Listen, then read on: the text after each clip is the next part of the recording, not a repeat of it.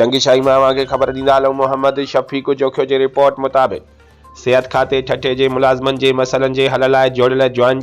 Joint action committee civil अस्पताल ठठो पारां काल्ह कयल हंगामी इजलास में मिर्फ एनजीओज़ जी इंतज़ामिया पारां नंढनि मुलाज़मनि सां कयल नाइंसाफ़ियुनि तोड़े गुज़िरियल 7 सालनि खां सिविल अस्पताल ठठो जा इंतज़ाम संभाले वॾी कयल करप्शन ख़िलाफ़ कयल एहतजाज तोड़े शुरू कयल जिदोजहद जे नतीजे में सिविल अस्पताल मकलीअ में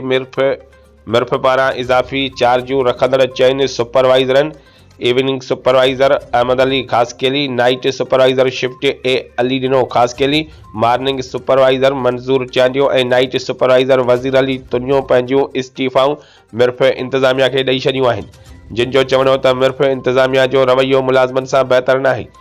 जंहिं वटि असां कमु नथा करे सघूं, जंहिं करे अहिड़ियूं इस्तीफ़ाऊं ॾेई छॾियूं आहिनि। असां सिहत खाते जे समूरनि सरकारी मुलाज़मनि सां गॾु आहियूं, हू जेको फ़ैसिलो कंदा असां साणनि हर मोड़ ते गॾु हूंदासीं। ॿिए तरफ़ सिहत खाते जे समूरनि मुलाज़मनि पारां मिर्फ एनजीओज़ जे नाइंसाफ़ियुनि नारवा सलूक तोड़े कयल मुआहिदे खां वधीक अरसो रहण वारे अमल तोड़े इस्पताल में दवाउनि जी खोट समेत मरीज़नि खे इलाज जूं बहितर सहूलतूं न मिलण ख़िलाफ़ सख़्तो एहतजाज कंदे मुलाज़िम अॻवाननि अब्दुल करीम भांड, हाजी अशरफ खुश्को, हाजी असद खुश्को, हाजी इब्राहिम समेजो ऐं ॿियनि चयो त हू सिविल अस्पताल मकलीअ में मिर्फ एनजीओज़ खे बर्दाश्त करण लाइ तयारु न आहिनि, जेका सिहत खाते जे मुलाज़मनि सां वॾियूं नाइंसाफ़ियूं करे उन्हनि खे सख़्तु परेशान करे रहिया आहिनि। हुननि घुर कई त फ़ौरन सिविल अस्पताल ठठो में दवाउनि जी खोट ख़त्म करे मरीज़नि खे सिहत जूं बहितर सहूलतूं मुहैया करे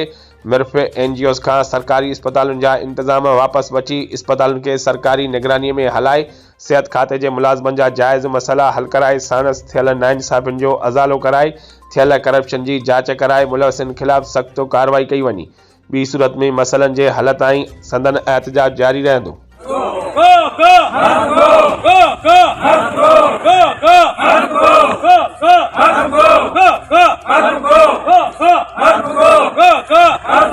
ज्वाइंट एक्शन कमेटी कदम बढ़ाओ, हम तुम्हारे साथ हैं। ज्वाइंट एक्शन कमेटी कदम बढ़ाओ, हम तुम्हारे साथ हैं। जारी